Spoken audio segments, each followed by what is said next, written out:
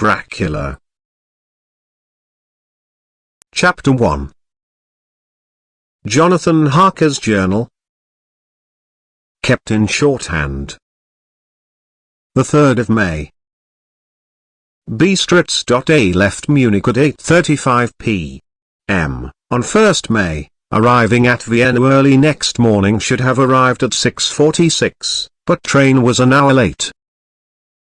Budapest seems a wonderful place, from the glimpse which I got of it from the train and the little I could walk through the streets. I feared to go very far from the station, as we had arrived late and would start as near the correct time as possible. The impression I had was that we were leaving the west and entering the east. The most western of splendid bridges over the Danube, which is here of noble width and depth, took us among the traditions of Turkish rule. We left in pretty good time, and came after nightfall to Klausenburg. Here I stopped for the night at the Hotel Royal. I had for dinner, or rather supper, a chicken done up some way with red pepper, which was very good but thirsty. Get recipe for Mina, I asked the waiter, and he said it was called paprika Händel, and that, as it was a national dish, I should be able to get it anywhere along the Carpathians. I found my smattering of German very useful here indeed. I don't know how I should be able to get on without it. Having had some time at my disposal when in London, I had visited the British Museum, and made search among the books and maps in the library regarding Transylvania. It had struck me that some foreknowledge of the country could hardly fail to have some importance in dealing with a nobleman of that country. I find that the district he named is in the extreme east of the country, just on the borders of 3 states, Transylvania, Moldavia and Bukovina, in the midst of the Carpathian Mountains, one of the wildest and least known portions of Europe. I was not able to light on any map or work giving the exact locality of the castle Dracula, as there are no maps of this country as yet to compare with our own Ordnance Survey maps, but I found that Bistritz, the post town named by Count Dracula, is a fairly well-known place. I shall enter here some of my notes, as they may refresh my memory when I talk over my travels with Mina. In the population of Transylvania there are 4 distinct nationalities: Saxons in the south, and mixed with them the Wallachs, who are the descendants of the Dacians, Magyars in the west, and Szekles in the east and north. I am going among the latter, who claim to be descended from Attila and the Huns. This may be so, for when the Magyars conquered the country in the 11th century they found the Huns settled in it. I read that every known superstition in the world is gathered into the horseshoe of the Carpathians, as if it were the center of some sort of imaginative whirlpool. If so, my stay may be very interesting. I must ask the Count all about them. I did not sleep well, though my bed was comfortable enough, for I had all sorts of queer dreams. There was a dog howling all night under my window, which may have had something to do with it, or it may have been the paprika, for I had to drink up all the water in my carafe, and was still thirsty. Towards morning I slept and was wakened by the continuous knocking at my door, so I guess I must have been sleeping soundly then. I had for breakfast more paprika, and a sort of porridge of maize flour which they said was momeliga, and eggplant stuffed with forcemeat, a very excellent dish, which they call empeltata. Get recipe for this also. I had to hurry breakfast, for the train started a little before 8, or rather it ought to have done so, for after rushing to the station at 7:30 I had to sit in the carriage for more than an hour before we began to move. It seems to me that the further east you go the more unpunctual are the trains. What ought they to be in China? All day long we seemed to dawdle through a country which was full of beauty of every kind. Sometimes we saw little towns or castles on the top of steep hills such as we see in old missals. Sometimes we ran by rivers and streams which seemed from the wide stony margin on each side of them to be subject to great floods. It takes a lot of water, and running strong, to sweep the outside edge of a river clear. At every station there were groups of people, sometimes crowds, and in all sorts of attire. Some of them were just like the peasants at home or those I saw coming through France and Germany, with short jackets and round hats and homemade trousers, but others were very picturesque.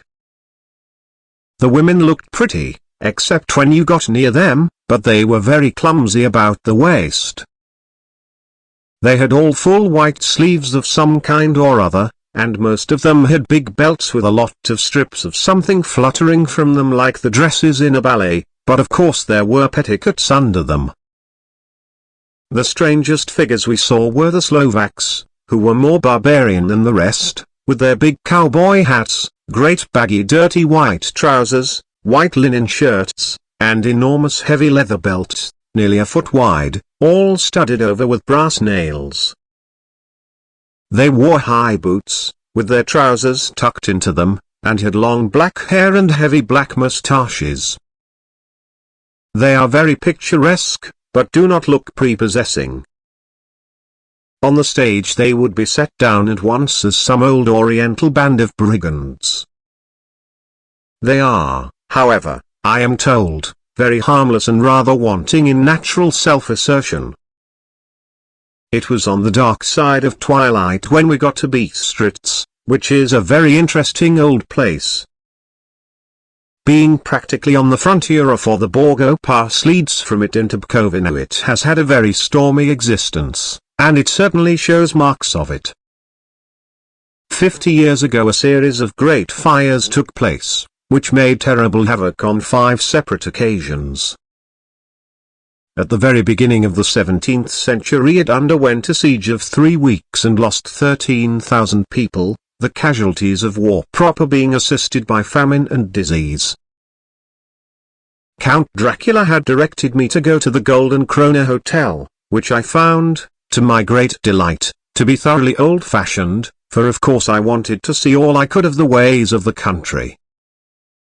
I was evidently expected, for when I got near the door I faced a cheery-looking elderly woman in the usual peasant dress, a white undergarment with long double apron, front and back, of colored stuff fitting almost too tight for modesty. When I came close she bowed and said, "The Herr Englishman." "Yes," I said, "Jonathan Harker." She smiled, and gave some message to an elderly man in white shirt sleeves, who had followed her to the door. He went, but immediately returned with a letter. My friend A. Welcome to the Carpathians. I am anxiously expecting you. Sleep well tonight. At 3 tomorrow the diligence will start for Bukovina. A place on it is kept for you. At the Borgo Pass my carriage will await you and will bring you to me. I trust that your journey from London has been a happy one, and that you will enjoy your stay in my beautiful land. Your friend, Dracula. The 4th of May. I found that my landlord had got a letter from the Count, directing him to secure the best place on the coach for me, but on making inquiries as to details he seemed somewhat reticent, and pretended that he could not understand my German.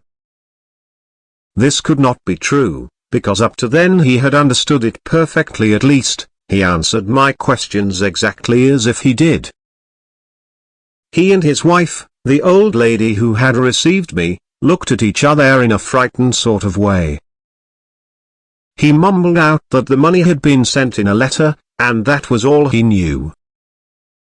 When I asked him if he knew Count Dracula, and could tell me anything of his castle, both he and his wife crossed themselves, and, saying that they knew nothing at all, simply refused to speak further. It was so near the time of starting that I had no time to ask anyone else, for it was all very mysterious and not by any means comforting. just before I was leaving, the old lady came up to my room and said in a very hysterical way, "Must you go? Oh, young hare, must you go?"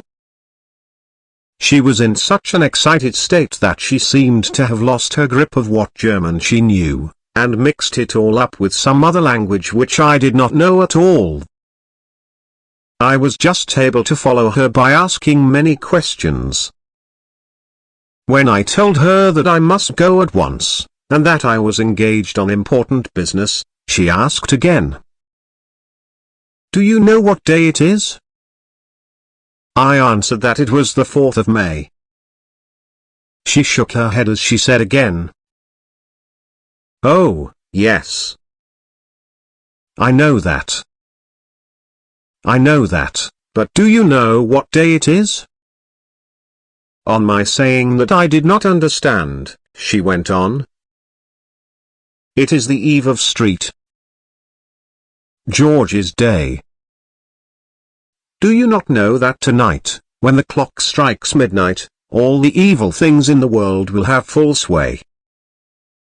Do you know where you are going, and what you are going to?"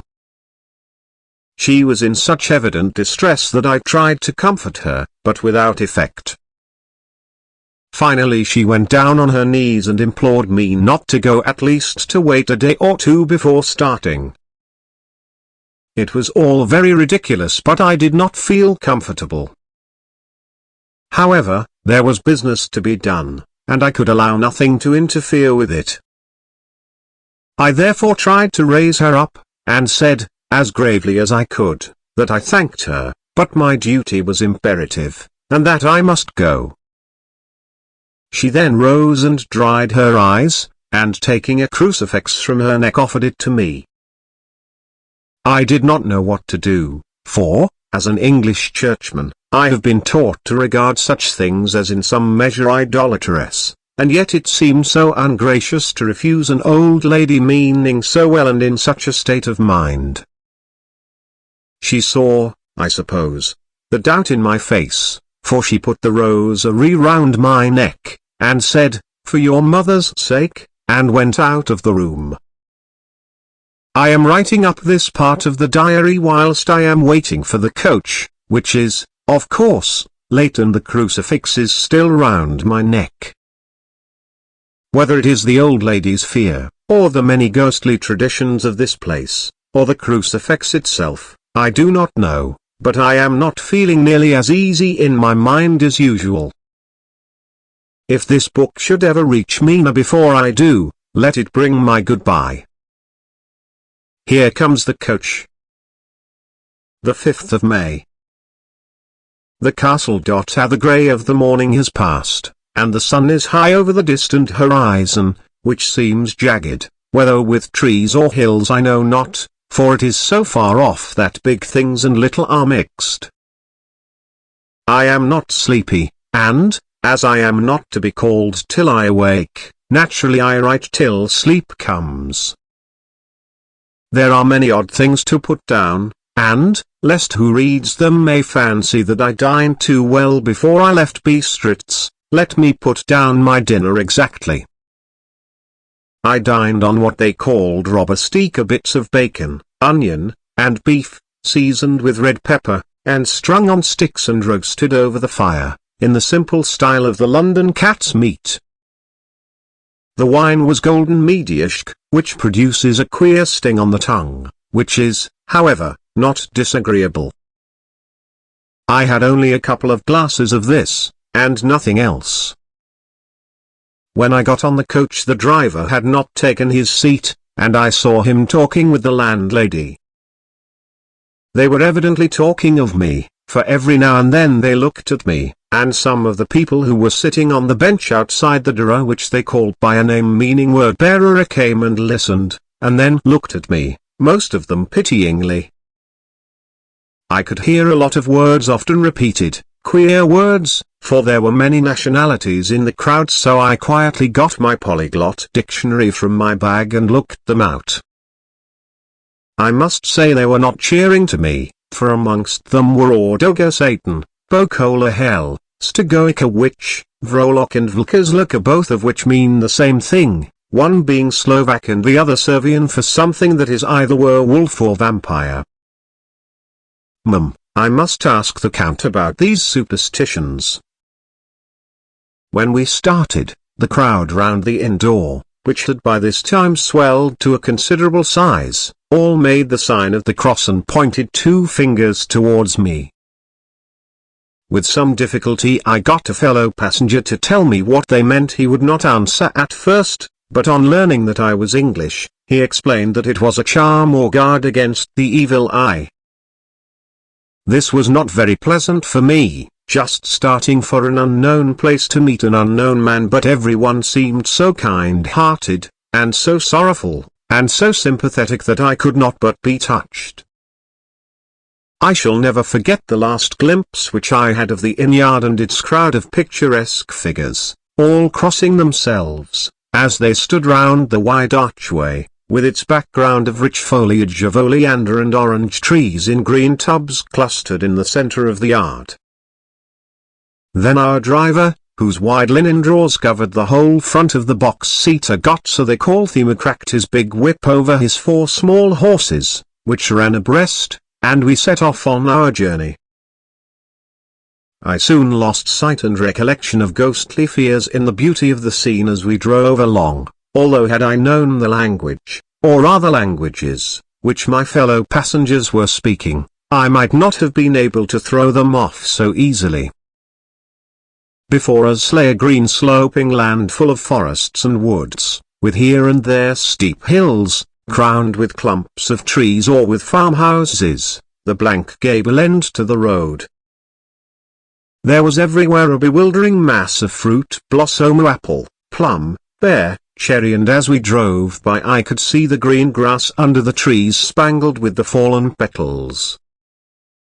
In and out amongst these green hills of what they call here the Mittel land ran the road, losing itself as it swept round the grassy curve, or was shut out by the straggling ends of pine woods, which here and there ran down the hillsides like tongues of flame.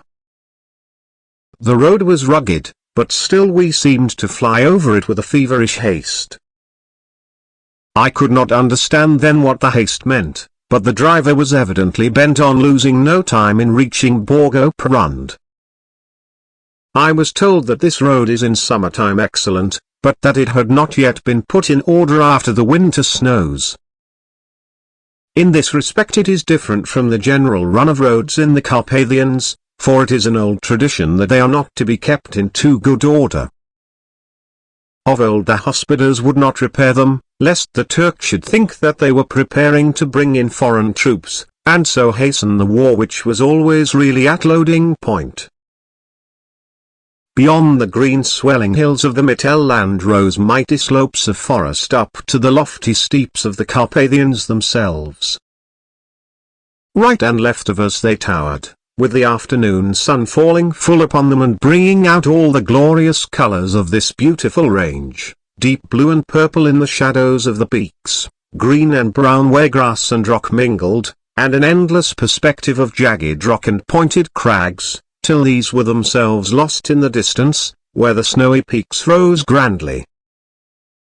Here and there seemed mighty rifts in the mountains, through which, as the sun began to sink, we saw now and again the white gleam of falling water. One of my companions touched my arm as we swept round the base of a hill and opened up the lofty, snow-covered peak of a mountain, which seemed, as we wound on our serpentine way, to be right before us. Say, look! Istansek, a god seat. And he crossed himself our endless way, and the sun sank lower and lower behind us, the shadows of the evening began to creep round us. This was emphasized by the fact that the snowy mountain top still held the sunset, and seemed to glow out with a delicate cool pink. Here and there we passed Czechs and Slovaks, all in picturesque attire, but I noticed that goiter was painfully prevalent. By the roadside were many crosses, and as we swept by, my companions all crossed themselves. here and there was a peasant man or woman kneeling before a shrine, who did not even turn round as we approached, but seemed in the self-surrender of devotion to have neither eyes nor ears for the outer world. There were many things new to me, for instance, hayricks in the trees, and here and the very beautiful masses of weeping birch, their white stems shining like silver through the delicate green of the leaves. Now and again we passed a Liatuagona, the ordinary peasant's carter with its long, snake-like vertebra, calculated to suit the inequalities of the road. On this were sure to be seated quite a group of homecoming peasants, the Kazaks with their white, and the Slovaks with their coloured, sheepskins, the latter carrying lance-fashion their long staves, with axe at end. As the evening fell it began to get very cold, and the growing twilight seemed to merge into one dark mistiness, the gloom of the trees, oak, beech, and pine, though in the valleys which ran deep between the spurs of the hills, as we ascended through the pass, the dark firs stood out here and there against the background of late-lying snow. Sometimes, as the road was cut through the pine woods that seemed in the darkness to be closing down upon us, great masses of greyness, which here and there bestrewed the trees, produced a peculiarly weird and solemn effect, which carried on the thoughts and grim fancies engendered earlier in the evening, when the falling sunset threw into strange relief the ghost-like clouds which amongst the Carpathians seemed to wind ceaselessly through the valleys. Sometimes the hills were so steep that, despite our driver's haste, the horses could only go slowly. I wished to get down and walk up them, as we do at home, but the driver would not hear of it. "No, no," he said, "you must not walk here, the dogs are too fierce," and then he added, with what he evidently meant for grim pleasantry, for he looked round to catch the approving smile of the rest, "and you may have enough of such matters before you go to sleep." The only stop he would make was a moment's pause to light his lamps. When it grew dark there seemed to be some excitement amongst the passengers, and they kept speaking to him, one after the other, as though urging him to further speed. He lashed the horses unmercifully with his long whip, and with wild cries of encouragement urged them on to further exertions. Then through the darkness I could see a sort of patch of grey light ahead of us, as though there were a cleft in the hills. The excitement of the passengers grew greater, the crazy coach rocked on its great leather springs, and swayed like a boat tossed on a stormy sea. I had to hold on. The road grew more level, and we appeared to fly along. Then the mountains seemed to come nearer to us on each side and to frown down upon us. We were entering on the Borgo Pass. One by one several of the passengers offered me gifts, which they pressed upon me with an earnestness which would take no denial. These were certainly of an odd and varied kind, but each was given in simple good faith, with a kindly word, and a blessing, and that strange mixture of fear-meaning movements which I had seen outside the hotel at Bistritza, the sign of the cross and the guard against the evil eye. Then, as we flew along, the driver leaned forward, and on each side the passengers, craning over the edge of the coach, peered eagerly into the darkness. It was evident that something very exciting was either happening or expected, but though I asked each passenger, no one would give me the slightest explanation. This state of excitement kept on for some little time, and at last we saw before us the pass opening out on the eastern side. There were dark, rolling clouds overhead, and in the air the heavy, oppressive sense of thunder. It seemed as though the mountain range had separated two atmospheres, and that now we had got into the thunderous one. I was now myself looking out for the conveyance which was to take me to the Count. Each moment I expected to see the glare of lamps through the blackness, but all was dark. The only light was the flickering rays of our own lamps, in which the steam from our hard-driven horses rose in a white cloud. We could see now the sandy road lying white before us, but there was on it no sign of a vehicle. The passengers drew back with a sigh of gladness, which seemed to mock my own disappointment. I was already thinking what I had best do, when the driver, looking at his watch, said to the others something which I could hardly hear. It was spoken so quietly and in so low a tone I thought it was an hour less than the time. Then turning to me, he said in German worse than my own "There is no carriage here. The Herr is not expected after all. He will now come on to Kovina, and return tomorrow or the next day, better the next day." Whilst he was speaking, the horses began to neigh and snort and plunge wildly, so that the driver had to hold them up. Then, amongst a chorus of screams from the peasants and a universal crossing of themselves, a Calais-Diarrhus-Che, with 4 horses, drove up behind us, overtook us, and drew up beside the coach. I could see from the flash of our lamps, as the rays fell on them, that the horses were coal-black and splendid animals. They were driven by a tall man, with a long brown beard and a great black hat, which seemed to hide his face from us. I could only see the gleam of a pair of very bright eyes, which seemed red in the lamplight, as he turned to us. He said to the driver, "You are early tonight, my friend." The man stammered in reply, "The English Herr was in a hurry," to which the stranger replied, "That is why, I suppose, you wished him to go on to Bukovina." "You cannot deceive me, my friend, I know too much, and my horses are swift." As he spoke he smiled, and the lamplight fell on a hard-looking mouth, with very red lips and sharp-looking teeth, as white as ivory. One of my companions whispered to another the line from Burger's Lenore, "Den die Toten reiten schneller, for the dead travel fast." The strange driver evidently heard the words, for he looked up with a gleaming smile. The passenger turned his face away, at the same time putting out his 2 fingers and crossing himself.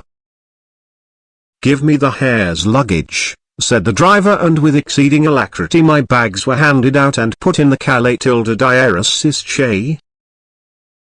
Then I descended from the side of the coach, as the Calais-Diarrhus-Che was close alongside, the driver helping me with a hand which caught my arm in a grip of steel. His strength must have been prodigious. Without a word he shook his reins, the horses turned, and we swept into the darkness of the pass. As I looked back I saw the steam from the horses of the coach by the light of the lamps, and projected against it the figures of my late companions crossing themselves. Then the driver cracked his whip and called to his horses, and off they swept on their way to Bukovina. As they sank into the darkness I felt a strange chill, and a lonely feeling came over me, but a cloak was thrown over my shoulders, and rug across my knees, and the driver said in excellent German, "The night is chill, mein Herr, and my master the Count bade me take all care of you. There is a flask of Slivovitz, the plum brandy of the country, underneath the seat, if you should require it." I did not take any, but it was a comfort to know it was there all the same. I felt a little strangely, and not a little frightened. I think had there been any alternative I should have taken it, instead of prosecuting that unknown night journey. The carriage went at a hard pace straight along, then we made a complete turn and went along another straight road. It seemed to me that we were simply going over and over the same ground again, and so I took note of some salient point, and found that this was so. I would have liked to have asked the driver what this all meant, but I really feared to do so, for I thought that, placed as I was, any protest would have had no effect in case there had been an intention to delay. By and by, however, as I was curious to know how time was passing, I struck a match, and by its flame looked at my watch. It was within a few minutes of midnight. This gave me a sort of shock, for I suppose the general superstition about midnight was increased by my recent experiences. I waited with a sick feeling of suspense. Then a dog began to howl somewhere in a farmhouse far down the road, a long, agonized wailing, as if from fear. The sound was taken up by another dog, and then another and another, till, borne on the wind which now sighed softly through the pass, a wild howling began, which seemed to come from all over the country, as far as the imagination could grasp it through the gloom of the night. At the first howl the horses began to strain and rear, but the driver spoke to them soothingly, and they quieted down, but shivered and sweated as though after a run away from sudden fright. Then, far off in the distance, from the mountains on each side of us began a louder and a sharper howling, that of wolves, which affected both the horses and myself in the same way, for I was minded to jump from the Calais tilde Diarasische and run, whilst they reared again and plunged madly, so that the driver had to use all his great strength to keep them from bolting. In a few minutes, however, my own ears got accustomed to the sound, and the horses so far became quiet that the driver was able to descend and to stand before them. He petted and soothed them, and whispered something in their ears, as I have heard of horse tamers doing, and with extraordinary effect, for under his caresses they became quite manageable again, though they still trembled. The driver again took his seat, and shaking his reins, started off at a great pace. This time, after going to the far side of the pass, he suddenly turned down a narrow roadway which ran sharply to the right. Soon we were hemmed in with trees, which in places arched right over the roadway till we passed us through a tunnel, and again great frowning rocks guarded us boldly on either side. Though we were in shelter, we could hear the rising wind, for it moaned and whistled through the rocks, and the branches of the trees crashed together as we swept along. It grew colder and colder still, and fine, powdery snow began to fall, so that soon we and all around us were covered with a white blanket. The keen wind still carried the howling of the dogs, though this grew fainter as we went on our way. The baying of the wolves sounded nearer and nearer, as though they were closing round on us from every side. I grew dreadfully afraid, and the horses shared my fear. The driver, however, was not in the least disturbed. He kept turning his head to left and right, but I could not see anything through the darkness. Suddenly, away on our left, I saw a faint flickering blue flame. The driver saw it at the same moment. He at once checked the horses, and, jumping to the ground, disappeared into the darkness. I did not know what to do, the less as the howling of the wolves grew closer, but while I wondered the driver suddenly appeared again, and without a word took his seat, and we resumed our journey. I think I must have fallen asleep and kept dreaming of the incident, for it seemed to be repeated endlessly. And now looking back, it is like a sort of awful nightmare. Once the flame appeared so near the road, that even in the darkness around us I could watch the driver's motions. He went rapidly to where the blue flame arose. It must have been very faint, for it did not seem to illumine the place around it at all, and gathering a few stones, formed them into some device. Once there appeared a strange optical effect. When he stood between me and the flame he did not obstruct it, for I could see its ghostly flicker all the same. This startled me, but as the effect was only momentary, I took it that my eyes deceived me straining through the darkness. Then for a time there were no blue flames, and we sped onwards through the gloom, with the howling of the wolves around us, as though they were following in a moving circle. At last there came a time when the driver went further afield than he had yet gone, and during his absence, the horses began to tremble worse than ever and to snort and scream with fright. I could not see any cause for it, for the howling of the wolves had ceased altogether, but just then the moon, sailing through the black clouds, appeared behind the jagged crest of a beetling, pine-clad rock, and by its light I saw around us a ring of wolves, with white teeth and lolling red tongues, with long, sinewy limbs and shaggy hair. They were 100 times more terrible in the grim silence which held them than even when they howled. For myself, I felt a sort of paralysis of fear. It is only when a man feels himself face to face with such horrors that he can understand their true import. All at once the wolves began to howl as though the moonlight had had some peculiar effect on them. The horses jumped about and reared, and looked helplessly round with eyes that rolled in a way painful to see, but the living ring of terror encompassed them on every side and they had perforce to remain within it. I called to the coachman to come, for it seemed to me that our only chance was to try to break out through the ring and to aid his approach. I shouted and beat the side of the Calatildadiaris, hoping by the noise to scare the wolves from that side, so as to give him a chance of reaching the trap. How he came there, I know not, but I heard his voice raised in a tone of imperious command, and looking towards the sound, saw him stand in the roadway. As he swept his long arms, as though brushing aside some impalpable obstacle, the wolves fell back and back further still. Just then a heavy cloud passed across the face of the moon, so that we were again in darkness. When I could see again, the driver was climbing into the Calatildadiaris, and the wolves had disappeared. This was all so strange and uncanny that a dreadful fear came upon me, and I was afraid to speak or move. The time seemed interminable as we swept on our way, now in almost complete darkness, for the rolling clouds obscured the moon. We kept on ascending, with occasional periods of quick descent, but in the main always ascending. Suddenly, I became conscious of the fact that the driver was in the act of pulling up the horses in the courtyard of a vast ruined castle, from whose tall black windows came no ray of light, and whose broken battlements showed a jagged line against the moonlit sky.